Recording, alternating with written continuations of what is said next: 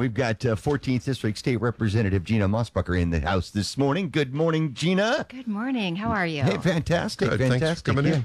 You don't need to wear those if you don't want to. I really like it. Okay, that good. Way That's okay. That I'm way just saying, I feel you like didn't need to. That's part all of the whole right. thing, Right on, yeah. right on. Well, thanks for coming in. Got to start telling a lot of bad jokes and stuff like that if you're going to wear them and be official. I just rode with the West Valley Fire Crew. Yeah? And Oh, I you get did? that. They do have jokes. There you go. Yeah, some are a little inappropriate. But we made it to the You made it we in? made it to the code call.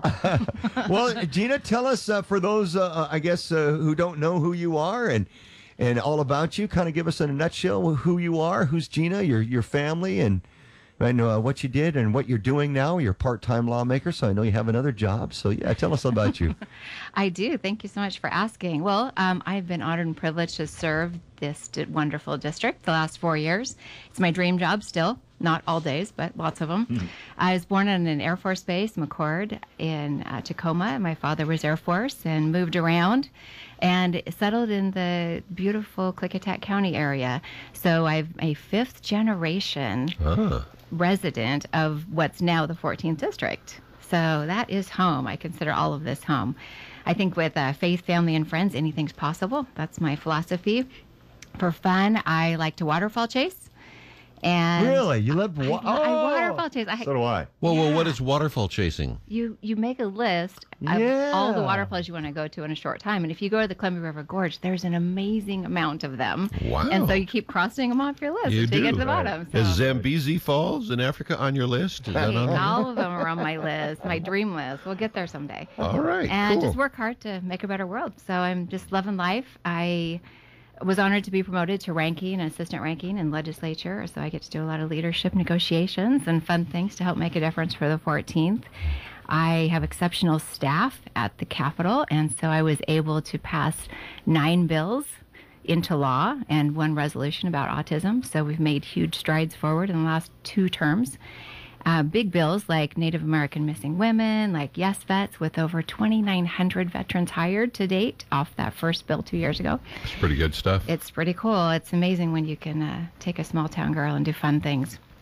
Well, your opponent is out there, and I don't know if I don't want to put words in her mouth, but she sees those kinds of things, at least in her advertising and conversation, as not the big picture things, not the economic development and some of those things, but certainly quality of life for the people that are affected by that. Any response to anything that your opponents had to say over the course of this campaign? Well, I have a lot of response, but I won't do that because I run my campaign a little differently than that. My answer to that is my policy is driven by the people. And that's the reality. So if you listen to the people and they ask you to run bills on disability that connects to 911, if they ask you to get veterans jobs, if they ask you to, do like government efficiency bills. I ran a bill for the Yakima County, passed that. We've ran a bill recently on businesses, making it so L&I can't charge you immediately $1,000 if you hook up something wrong in your mobile entity. So there's a lot more bills than that. It's just that these bills, they do get a lot of media because they're big, and many of these bills are going national. So a lot of the bills, such as That's true. Yes You've Vets, had some. yeah, they're being looked at in other states. So those are the ones that you're hearing about, but there's 9 bills that have passed, and I work on tax bills, I work on all kinds of bills. But really the best bills come from the people, and if the people ask for me to work on rape test kits because they're not being tested, that's where I'm going to go. And bills like that I wouldn't consider feel-good bills. I would feel And those are difficult to talk about. I don't see that on as the House. an unfunded mandate either, quite frankly. I see that as a necessity that we have overlooked and we need to deal with. There's So 500,000 across the U.S. That's and incredible. So it's great work. And Washington State is leading because we're putting tracking devices on every kit in state of Washington. Good. So we're making big strides. Other states are copying us. I definitely do not agree with her. Well played. I agree with those kinds of things. I think the job of a legislator is not to go over to Olympia with all of their own grandiose ideas and try to rework the government. It's to represent the people who sent you there. Absolutely. And so when the information comes up from the grassroots, it's exactly what your hometowners want. And if you can get traction and make progress at Olympia with that, you're doing the job. And so that is my job. So we listen and we try to move policy in the way that the 14th district people need it. Well, you big district, and I take it that you've been knocking on doors and Lots things of doors. like that. That's why I got my right on door knocking clothes on right now. Chris, Corey, and I are headed out right off this interview. Cool. Well, what are people telling you? And what are people telling you? And are they telling you different things in different parts of the district because it's so large? I think not really. Usually that's the case, but we're hearing that in the Gorge, people who are concerned about jobs and about affordable housing. You see the same affordable housing conversations in the Yakima area. You see issues as far as, how do we mend the family? How do we get back to that original dinner at the table so we have these networks for people to connect to? So maybe we have less of the addiction epidemic. Maybe we have less of homelessness. Maybe we can work on mental illness. I just think that if we can fix the family in some way, I think we're going to see a lot of these social issues be less extreme, and we're going to have more of a handle on it. So those things they're the same pretty across universal, the nation. Yeah. Lance and I were under the misguided impression that in the southern part of the district they spoke with a southern accent, but we've got that cleared up. The Quickitators do not do that. We do not. All right. No. Well, as we look forward to what's next on the legislative agenda out there in the event that you do win and go back, what kind of things would you like to pick up on? Is there McCleary leftovers you have to deal with? Is there mental health things you want to deal with? Is it putting a cork in the whole idea of carbon tax? What do you think the important things would be that come up next, just as a general legislator? Well, I think that's an open slate, which we're really excited about. McCleary does have some fixes, and we'll look at that again. Hearst decision's behind us. And I think that this is the first time since I've got there that we have this, not McCleary cloud over the top of us, fully encompassing most of what we do, and education driving a lot of the policy. So we're excited. I have numerous bills already lined up. I think there's 12 or 15 ready to go. Talked to the stakeholders. They're drafted. They've been sent back to people who asked me to run them for feedback so we can correct it before it actually gets pre-filed in December. We have bills on teen suicide. That's something we're very passionate about, and it's something that we have to work on. We have to figure out why these beautiful 15-year-old children are considering taking their life and leaving this world. So there's a bill in Montana that we're modeling off of there. I'm working with some legislators there to trade bills because they want to run Native American missing women and a couple other bills I have. Working on how do we incentivize firefighters, the volunteer firefighters. So I've worked a lot with the firefighters. We're short volunteers, and especially in rural areas, we rely on them fully. What do you think about that? The recent request by the state lands commissioner for an extra $55 million, making 30 firefighters permanent in this state, maybe doing some things through the forest so we can get less forest fires. Do you support her and her proposal? I do. She's Democrat, but again, these things are not partisan. If you look at overall what we work on in the legislature, there's very few things that are partisan, and we do work together. Hillary's amazing. She does a great job. She listens to people, and I'm excited about the work she's doing. We do have to manage the forest. You've seen what happens with these big wildfires, and I'm on the wildfire caucus, and we're doing some great things.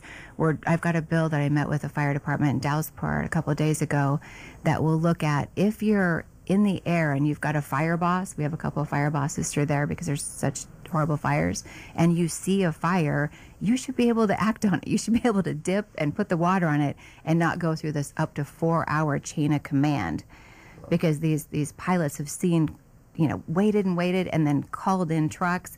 They literally can see the trucks go in, decide it's too bad, and then leave, and then they call them and say, okay, now you can put it out. And we're talking in, 4 hours, that's 14,000 acres through the gorge when wind hits it with a 40-mile-an-hour wind. So there's a lot of work to be done, but Hillary's amazing. Our lands commissioner does a great job, and she's great at working across the aisle and working with every single one of us. Everyone is saying, why can't we clean up our forests? Why can't we clean up all this slash that is fuel for wildfires? I have no idea why we can't. Why can't we? Do you? Do you know why? We need to.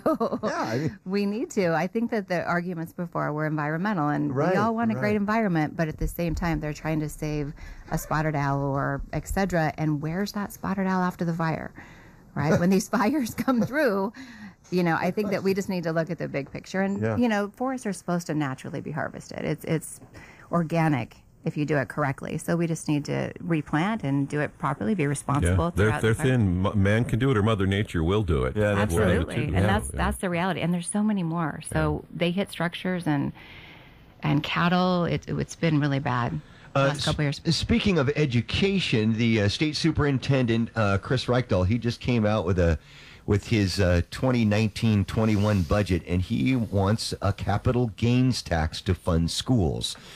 You support a capital gains tax to fund schools? And if so, why? If not, where are we going to get funding, more funding, I guess, to fund education in this state? Yeah, I do not.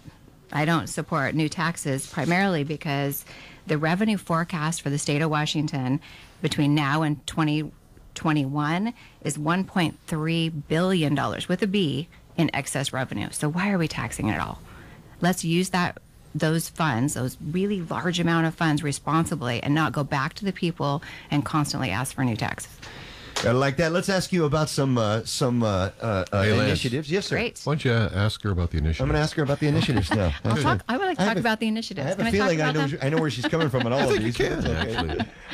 Initiative 1631, the polluter tax, I guess the carbon tax. Where do you sit on that one, Gina? Well, I'm a no, and the reason is we all obviously want a clean environment. We're one of the cleanest states, and I think that's great, and we should keep working towards that. The way that this is written is flawed. One, it has the 14 cents up in the first year, up to 14 cents a gallon for every single one of us of gas. What it's doing is it's taxing and it's harming mostly families. It's harming small businesses. It's harming the elderly. It's harming you. Because your heat, your natural gas, your electricity, and it's going to rise. It's going to rise hundreds of dollars a year, and I think there's a better way to do it. The other thing I really don't like about this initiative is it requests a 15-member board that's unelected and governs $2.3 billion of revenue over the next 5 years with no oversight. That's dangerous. Like, we don't have a problem in this state already with unelected making rules and regulations. Yeah, I'm That's really right. uncomfortable with the way it's written. I understand it. I get it. But at the same time, you're punishing the wrong people. And there's exemptions. That's just it. There's outs for the people So- that probably need it most. Exactly. So we don't want to harm the elderly or any of us. Initiative 1639, voters in the state going to decide on the fate of an initiative that seeks to curb gun violence. You know, if you hear the other side, they have quotes like, our goal is to make our schools and communities safer with a common sense measure that puts safeguards in place to make sure that guns don't get into the hands of people intent on doing harm. It would increase the age limit to 21 for buyers of those guns, require safe storage of all firearms. How do you feel about that one, Gina? No. So the reason is, again, it's misguided. We already have state law that makes it a crime to possess a gun and dangerous weapon in a school. So do criminals follow laws? No. That makes them a criminal. So I think that, exactly like you said, why should somebody go to the military, use a gun, be trained in a gun, come home before they're 21 and be illegal by holding a gun? It doesn't make any sense. It's ridiculous. All right. I think there's a new tax on it. Again, there's another tax. Why are we going to tax these transactions and these sales when we have that much extra revenue? And I could go on and on and on. Training, we already have training. Training is great. But why are we requesting that military people and law enforcement officers get retrained on something they already know? It just needs to be redone. And I think there's a way to find a solution, but this isn't it. Initiative 940, I'm sure you dealt with this in the legislature before we get to deal with it on the ballot. But how do you feel about Initiative 940? The police training, the de-escalation training. Sounds good on paper. It does. It does sound good on paper. But this one was... Again, we don't have control over what bills come in front of us on my side. And so what happens is we vote on whatever comes up. So when people get mad, we're like, well, talk to your party because they're the ones who decide what comes in front of us to vote on. So you have to remember that. This was done unconstitutionally. Iman sued. He won. You cannot manipulate the system. And so the courts have put it as an initiative. So it's back to the people. I think we have to stand up for our police officers and our law enforcement. When you and I are running away from a dangerous situation, they're running into it. And I've been in those simulators or some mock simulators, which everyone should go in. Boy, shouldn't they? And when you have an assailant with a gun in your face, it's amazing. We were getting shot every single time because you want to be safe and you want to protect whoever's in front of you with a gun, but you have to protect yourself and the people behind you. So again, it's a bad precedent to set. The law enforcement do not want this, and I think there's a better way to move forward on it. I think I killed an old lady with a bottle. Did you? You did. Shot a woman with a bottle of milk, man, right through the milk. I think I did that same one, actually. It was bad. He still gets letters from the imaginary family. He still does. Yeah, and I think I'm fast, but I am not fast. You have to make those split decisions, and I don't, honestly, I really appreciate we have law enforcement that we do who run into danger. That's right. And Initiative 1634, the grocery taxes, the sugar tax, how do you feel about that? That one's a yes. So I would say no, and yes. And yes to both, right, I got yes. This is your little short sheet here. I think, that, again, it's a tax. We're reaching into your grocery cart now. And who we're harming is, again, middle class, low income people who are buying groceries, students. We're harming elderly who are trying to, decide, do I have medicine or do I have food? And again, it's a tax. The Farm Bureau supports a yes. The Food and Beverage Association supports a yes. And it's funded by an out-of-state company that's a soda company. So we have to be careful when we look at what other states want us to do. And we're not Seattle. And, most of us don't want to be Seattle. Imagine we spending love your where we live. 14 cents more a gallon to drive to the grocery store so you can pay Get more there, taxed on too. your food, Wow. Welcome to Washington in a leftist point of view. Yeah, Gee it's a whiz. basic life need. You should not be taxing your basic life need because it's harming so many people. It's not a good initiative. But Well we have said. to vote yes in order vote to yes we on have to that vote, one. Yeah, because that's the tricky part. That's the one, yeah. Yeah, we have to be careful. Well, Gina, we have about a minute and a half to go. So remind everyone why they should vote for you in the upcoming election. Well, I think it's just I'm proven strong. It's been a challenging, year, and I think that I have elected experience up there. It takes relationships and it takes working across the aisle. We've proven that. Every bill I've ever ran has a Democrat on line too.